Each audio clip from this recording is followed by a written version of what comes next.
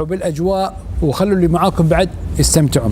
اليوم اشرف بن عياد سوى مقابله مع عبد الرزاق حمد الله في لقاء حصري للمجلس.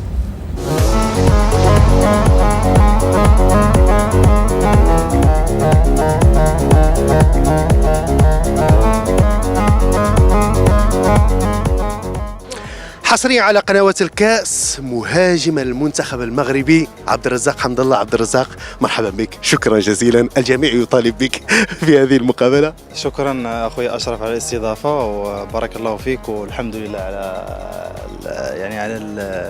على المطالبة الجماهيرية، والحمد لله انا مرتاح اللهم لك الحمد. عبد الرزاق، هل بدأت تصدق بأنك تعيش أجواء كأس العالم وأنت الذي عشت فترة صعبة؟ سؤال يعني مرة ممتاز. أكيد أنه إلا رجعتي بيا الزمن شوية للوراء ما كنتش كنعتقد أنني غادي نكون مع هذه المجموعة اللي في الحقيقة مجموعة جد جد جد رائعة.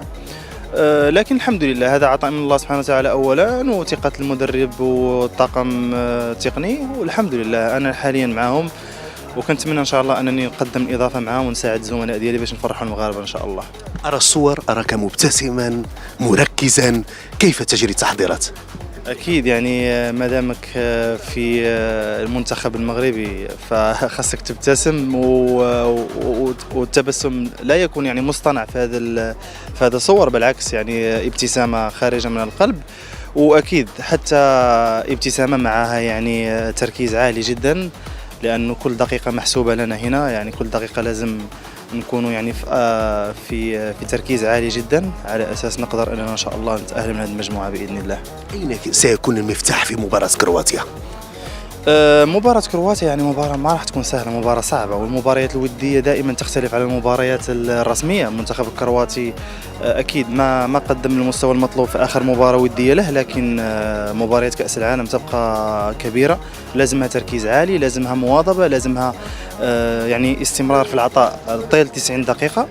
وإحنا الحمد لله يعني جميع اللاعبين واعيين بهذه المسائل هذه، وإن شاء الله راه غادي نقدموا أفضل أداء جماعي ممكن يقدمه المنتخب الوطني المغربي على أساس نفوز بهذه المباراة، لأن راح تكون هي مفتاح التأهل إن شاء الله. رسالتك للجماهير المغربية والعربية التي تحب عبد الرزاق؟